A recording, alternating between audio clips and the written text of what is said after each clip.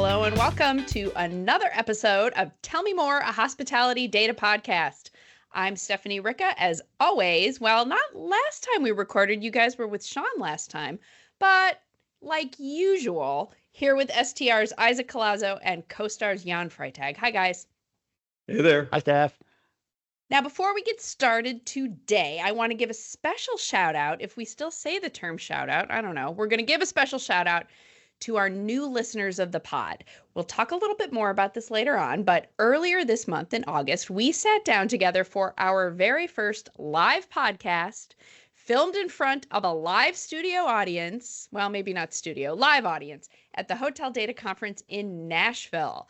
And of course, we used that time to coerce attendees into subscribing to Tell Me More, which they did. So welcome to our new listeners. Guys, be on good behavior. Yes, we are very excited. Although, wait, if we filmed it, we're not going to release a film of us, right? This is always just going to be a podcast, please.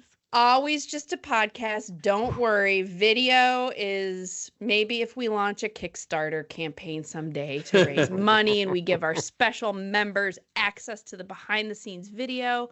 Never say never. But for now, just a podcast. That's great. Now, we're going to talk more about that Hotel Data Conference vibe a little bit later on, but let us begin our first segment in our traditional way with the latest CoStar STR hotel performance data. Isaac, give us the July final highlights. Yeah, well, as we said at HDC, we had prelim data there, and we knew it was going to be weak, but it came in even weaker than we thought, because at prelim, we had RevPAR up 0.1%. Yes, you heard me right, 0.1%. And we had demand up by 30,000 rooms. Well, the final data came in, and I think we're going to have to return that medal, Jan, that you were taking your banking. You were saying, it's positive, Isaac, it's positive. I'm going to take it. Yeah, but it's not positive now. So RevPAR actually fell, which is something we didn't expect. It fell 0.03%. So it's negative. I mean, so it's just barely negative, but negative. And room demand was 14,000 less than a year ago. So just something we didn't expect. July was just a very interesting month. We didn't see that. But I'm still concerned more, even though those are important numbers, demand and RevPAR. But what we also saw on the ADR side was not encouraging, where ADR was up 0.5%. And so we've basically been trending down in ADR for the last 2 months. If you recall, back in May, we saw ADR at 2.4%, and then in June, 1.5%, and now July at 0.5%. So that is not good news whatsoever. And again, we saw that bifurcation across all the chain scales still. And so there were some bright spots, like we saw upper upscale and upscale increase RevPAR by more than 1%. Upper upscale was the best at 1.6%. Luxury chains were actually positive, but just barely positive at 0.02%. And then on the flip side, we saw economy chains weaken again, more so than we'd seen in the previous 2 or 3 months, with RevPAR there falling by 3.3%.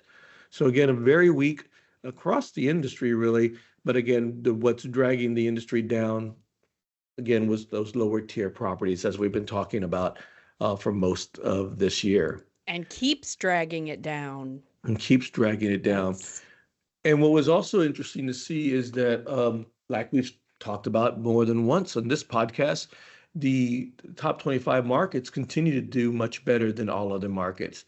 But again, better is all relative. RevPAR was up only 0.5%. So dragged down by Nashville, which we knew was going to be a weak July. Last year, Nashville had a lot of concerts and things. So RevPAR in Nashville was down 13.8% year over year. Las Vegas was down, St. Louis was down, all those markets down by double digits.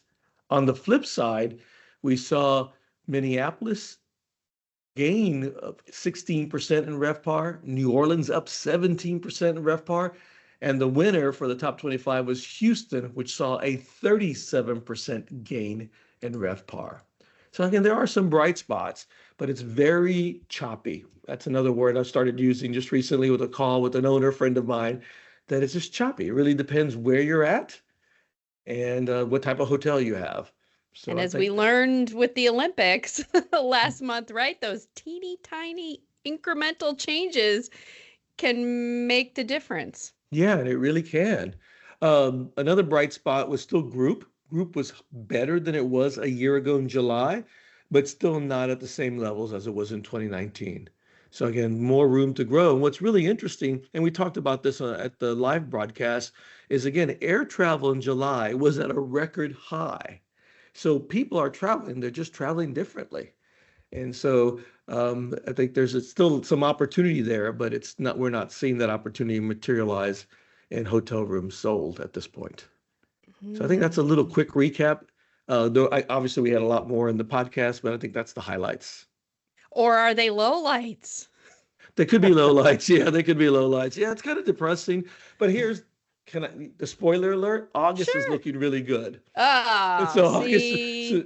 so August is looking as it's looking very good actually, and that's because it has, if I remember correctly, I hope I'm doing this right, it has an extra Friday and Saturday this year. Yeah, it's a full weekend. So I think there's 5 weekends in August this year versus last year. So that's going to give an artificial boost. Again, we've talked about this, that the composition of the month really matters, and it matters even more when you're in this choppy kind of performance environment. So. Rough waters. Rough water. That's, I couldn't think Sensing of that a word, but new that's what it is. It's, comparison. yeah, nice. It is rough waters. So Jan, how do you see the boat sailing ahead amid the rough seas? Well, it's of course hard to argue with data, and I think Isaac laid it out really well here, calling out top 25 markets. ADR change in July up 0.3%. Traditionally, we look to these larger markets as having maybe a little bit more pricing power, maybe a little bit more group fuel to move them forward. But 0.3% versus the total US 0.5% ADR growth. Call that really flat for all intents and purposes. So not a lot of pricing power. But on the group side, I think it is worth calling out the exact numbers. So ADR in July for group up 4%, RevPAR up 6%. I think that is very, very healthy performance. That, to me, looking forward, bodes well for August, September, October. I think we saw at HGC sold out a 200-person plus, I think, wait list. So this idea of people wanting to get together for corporate events, for large citywide events, I think that's absolutely true. And I think we're going to continue to report on healthy group demand. That doesn't help everybody, but it should help the larger markets. It should help the publicly traded companies and the REITs that have exposure to full service hotels. So I continue to feel pretty good about that, but it is very, very hard. Well, I don't want to argue. That doesn't make sense. Like, I don't want to argue with the data. The data is what the data is, and it is just very, very slow. again, I think it's just, I keep thinking about this all the time. It's just, we've come out of a very difficult period, and that's almost 4 years ago. But you've also had a lot of societal changes, right? In terms of how we work, what people expect. So I think it's just a lot of things that are, again, impacting the industry at this point. So it's not just one thing. And again, and we haven't recovered yet. We're not in a normal environment. Well, we're not in a normal environment in anything. I mean, look at your grocery bills, look at everything. It's just not normal yet, or at least what we remember as being normal. I think that's another thing, is we're remembering a normal that may not ever come again, but never say never, but may never happen again. Remember, we threw around that term a lot in 2021, the new normal, and that was kind of used a lot. And I remember a friend of mine in the industry saying to me once, Steph, I don't like the idea of new normal because it implies that nothing has changed, that we have not learned from mistakes if we're just going back to what it was before. So I don't know why that always kind of stuck with me. It's very philosophical and deep, but I guess it shows that while on some surface level we might feel normal in some aspects of life and work, but there's still a lot to be regained or learned from. Which leads perfectly into my other favorite topic, which always has to do with new supply or lack of new supply, right? Rooms available up 0.5%. Yes, Isaac is raising his hand and his voice and saying, but upper mid-scale for the month of July up 1.3%. But that is the outlier. A new supply outside of 3 markets that we can name or outside of 1 or 2 chain scales is really not that big of a deal. And for economy type properties, we're going to continue to see room supply deceleration. So we're closing more rooms than we open. So room supply continues to really be helpful in this environment. And I think that's a consideration. Definitely, we've got to keep that room supply. And again, one of the numbers stuck out with me today. I was playing around with some data on hotel level data, and I'm always wondering, how many hotels lost, occupancy and how many. So I looked at just comparable hotels, and it's really interesting. A month, it was so close, like 51% of hotels gained occupancy, but 49% lost occupancy. And when you look at it again, it is bifurcated. I keep looking at that bifurcation. 52% of all upper mid-scale chain hotels lost occupancy. 53% mid-scale lost occupancy. 58% of economy hotels lost occupancy. Oh, and guess what? This is in the top 25 markets. Interesting. So and this is year over year. Year over year, this is just looking at 23, correct? Yeah, so I think, we're using the word choppy, we're using the word, a little bit rough water. So there are definitely a lot of losers out there, but we are seeing on the group side, specifically for the full service boxes, that people are indeed traveling. And all those TSA throughput numbers, those people have to stay somewhere. Right, they do. I agree. They're not staying in hotels, it seems. Because again, when I look at other markets, the non-top 25, almost 60% of hotels, and this is hotel level data, lost occupancy year over year. And I should have said this is actually year to date. I'm sorry. This is year to date. Sorry. But still, in July would probably be worse. And I just looked at July. I didn't actually pull the July data, but it's year to date. So it's really interesting.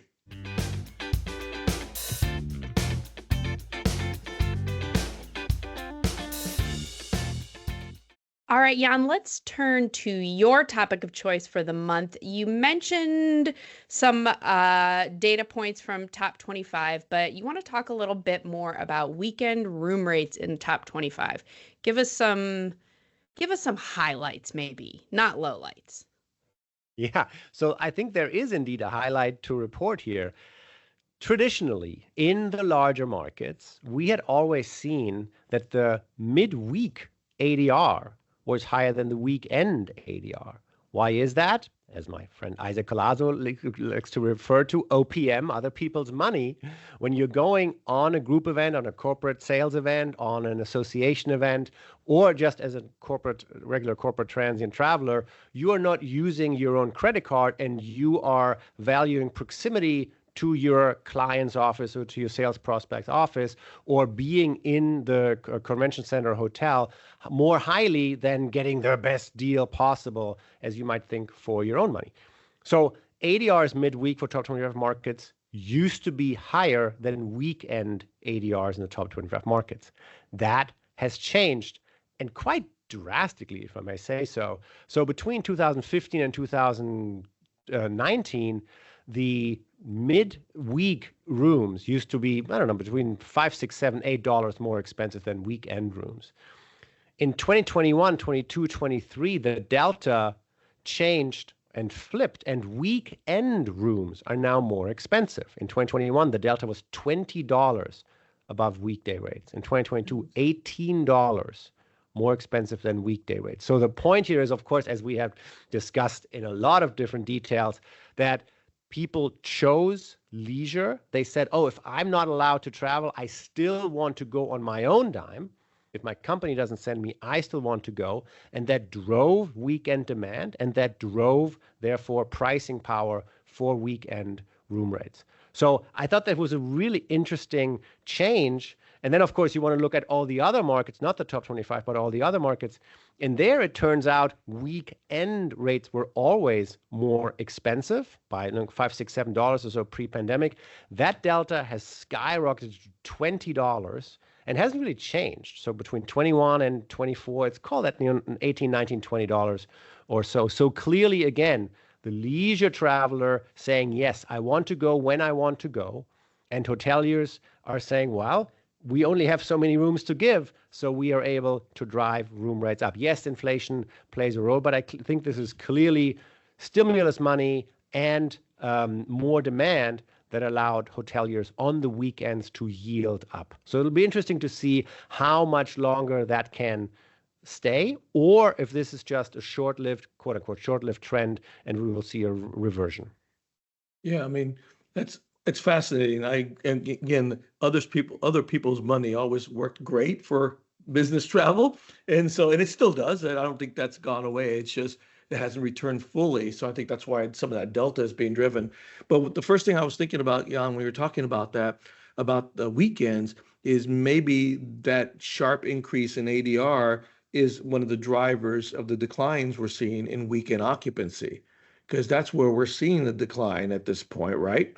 And so I wonder if now we're seeing the reverse of that, where people are saying, yeah, I had revenge travel. I wanted to travel at all costs. Now I'm going to be more careful with my money, especially, and that may even vary depending on what kind of income bracket you're in, going, hey, for that price, I'm going to do something different. So I wonder if that's a driver. Yeah, and the other part, and I'm sorry, this is going to go way deep into the data, but it could also be what I'm charting here is the premium for weekend rates. Of course, that has to do with the weekday rates, right? And if the weekday rates haven't grown very much because people aren't quite in the office, and full service hotels in top 25 market have not been able to exert pricing power midweek, then of course, even if weekend rates go up by a little bit, the delta suddenly shows, oh, wow, there's a lot more pricing power on the weekend. So it could be base effect. It could be that the weekdays are lower or haven't grown as much. Or it could be, as you said, room demand has just been so stout. Yeah, because it was. I mean, that's what we saw. It makes sense. Both of those thoughts make a lot of sense to me. Now, Isaac, you've mentioned occupancy changes a couple times so far this episode, and I know you want to dig in a little bit more on that. Tell us what you are seeing in terms of occupancy drops, especially comparing to 2019. Some of that might have to do it's with really what we're surprising. So I looked at, again, we used real hotel level occupancy, not real occupancy, hotel level occupancy. This is July year to date. And what is fascinating to me is that 64% of hotels have yet to reach their 2019 occupancy levels. That's more than I thought.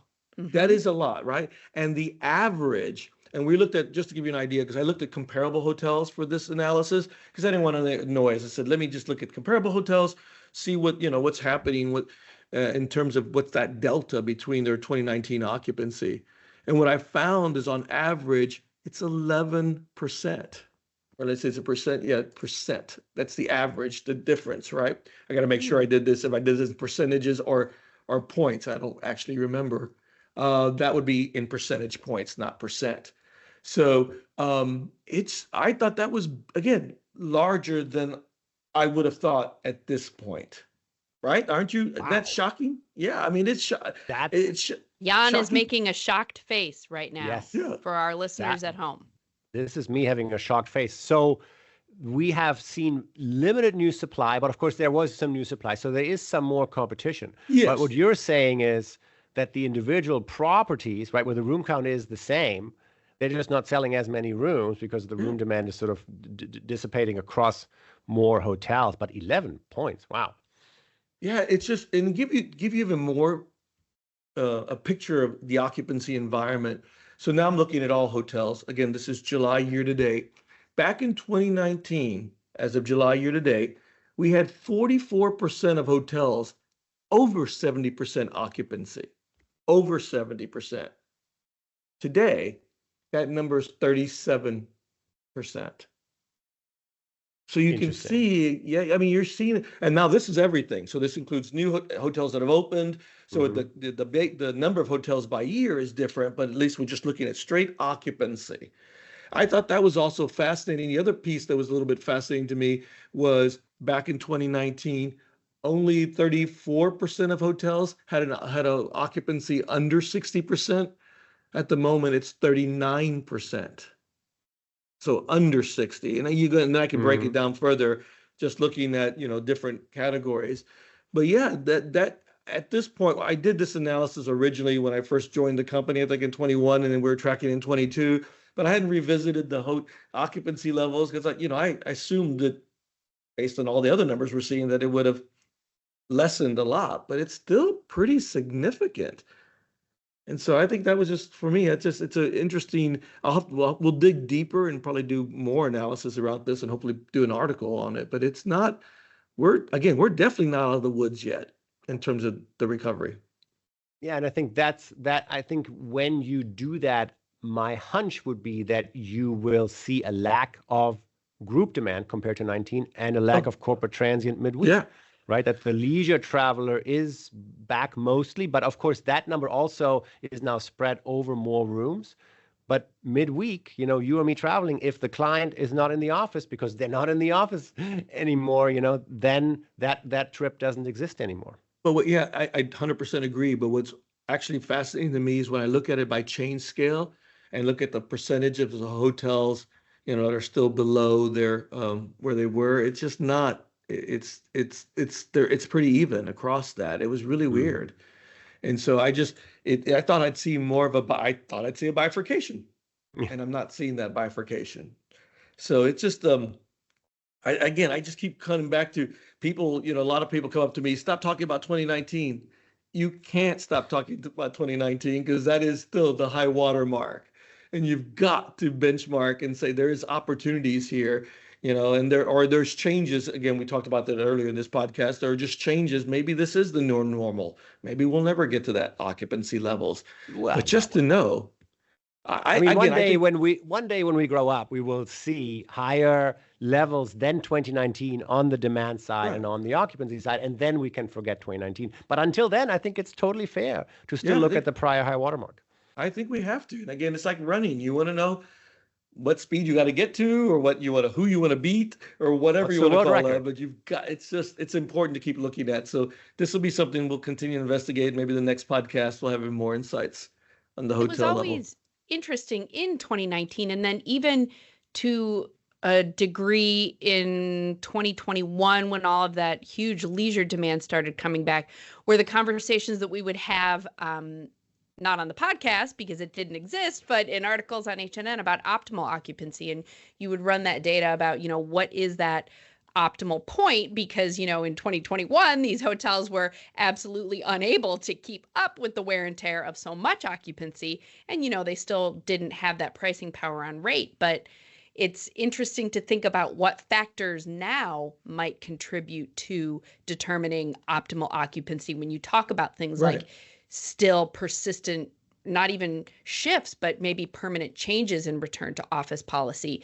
having an impact on that, weekly business transient or group travel, like how those things factor in. I think there's definitely going to be a lot to unpack. Unpack there. And what's also fascinating, I should have mentioned when we think about 2019 in July, year to date 2019, 2024 looks a lot like 2019. Just the absolute levels are lower. Like in 2019, July year to date, RevPAR was up 1%. July year to date, it's up right now 1.1%. ADR is 1.1 back in the day. It's 1.6 now. But when you look at the occupancy in 2019 was 66.8%. At the moment, we're at 63.5%. Say that again, Isaac. In 2019, it was 66.8, and in 2024, 63.5.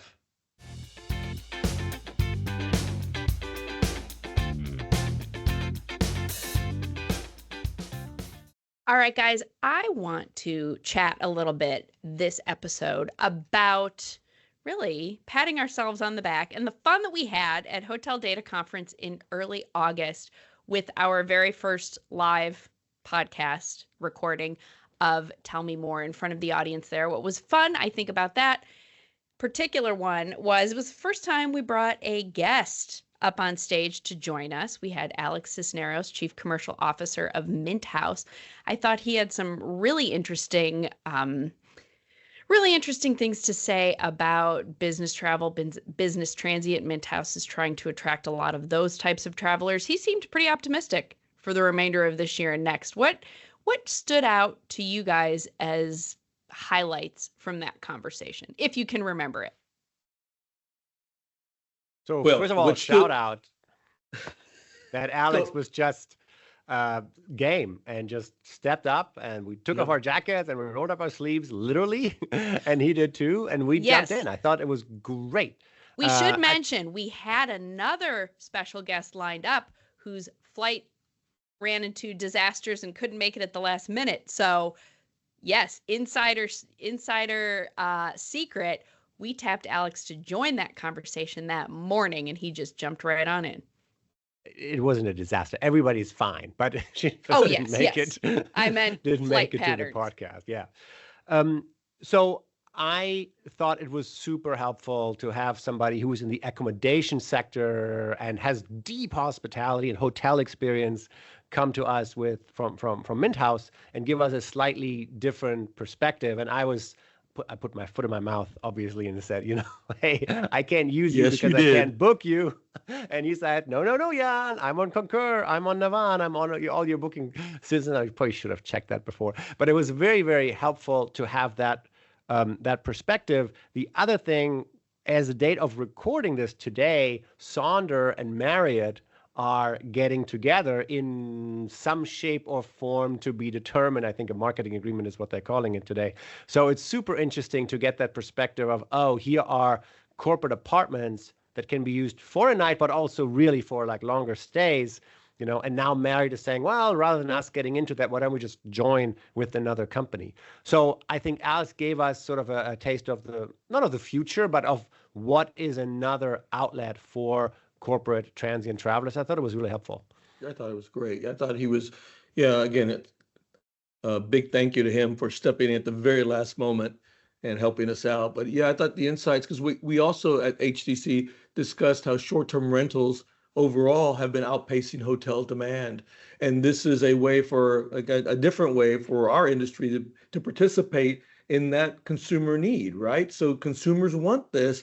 And so Mint House is providing that. And I thought it was great, just again, having his hospitality background, real hospitality background, and then now shifting over to the short-term rentals and all the insights he provided was fascinating. And so, yeah, I thought it was a really very difficult, not difficult, but a good conversation. And yes, Jan, you did put your foot in your mouth a couple of times.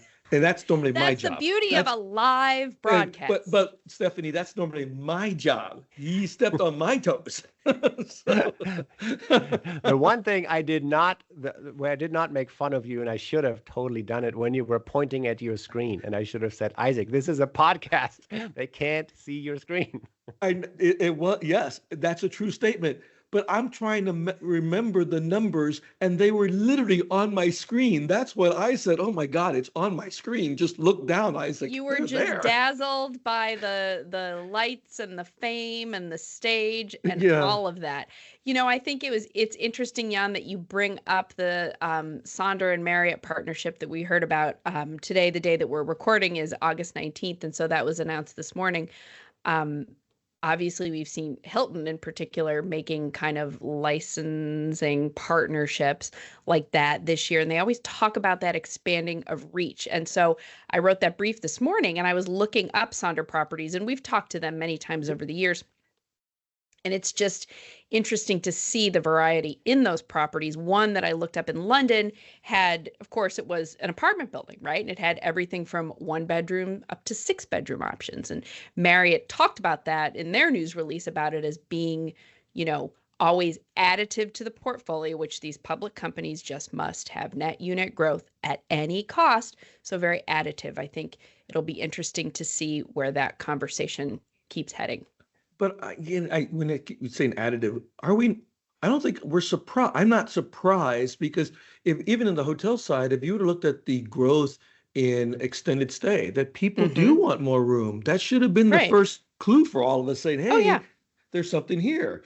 And well, we've all talked about it for years, and now those old laggards are finally getting on board. Yeah. I So I'm just not want to surprised.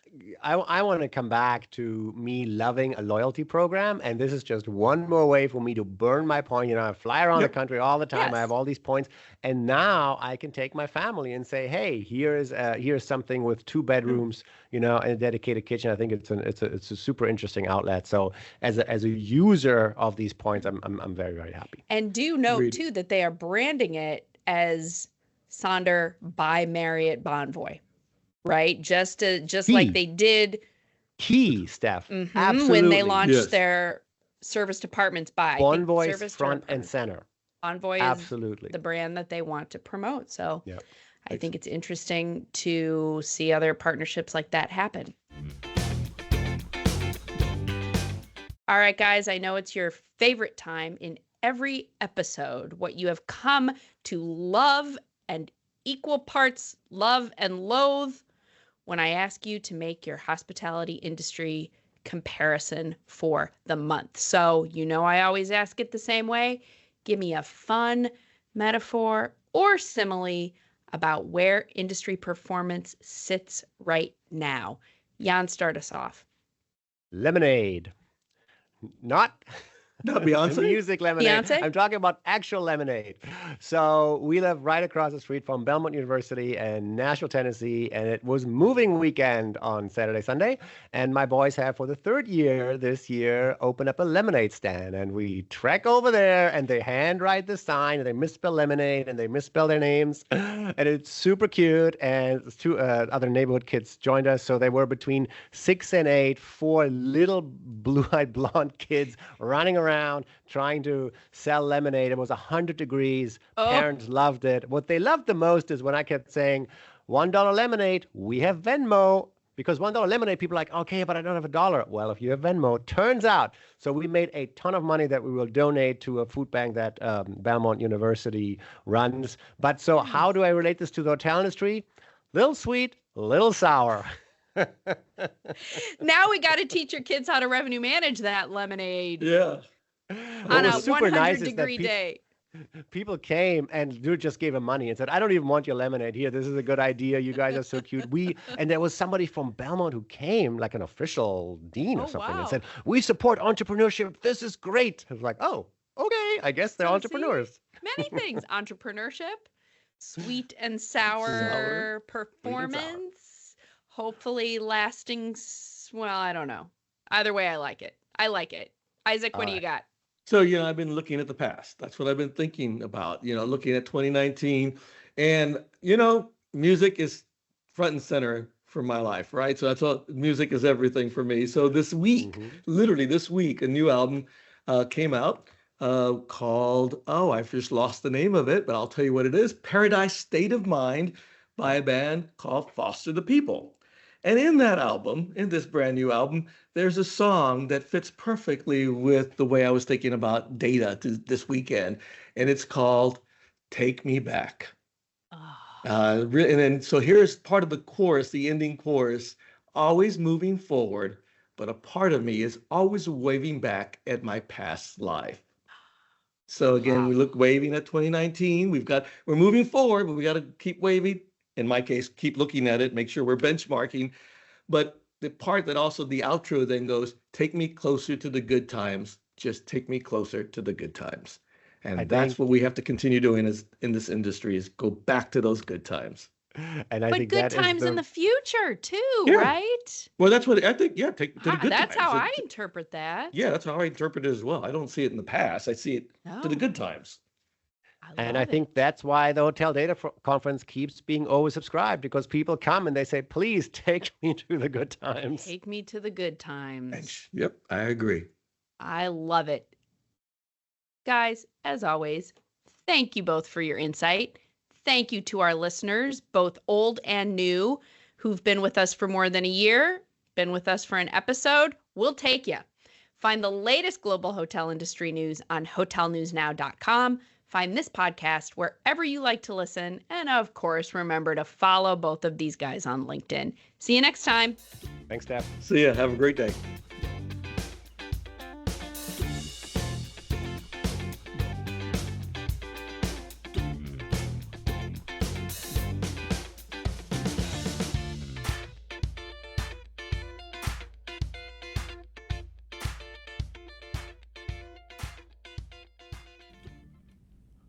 Want more of the latest news and insights from across the global hotel industry? Head to hotelnewsnow.com for up-to-the-minute breaking news and subscribe to the new Hotel News Now podcast to hear directly from industry leaders. Available on Spotify, Apple, or wherever you find podcasts.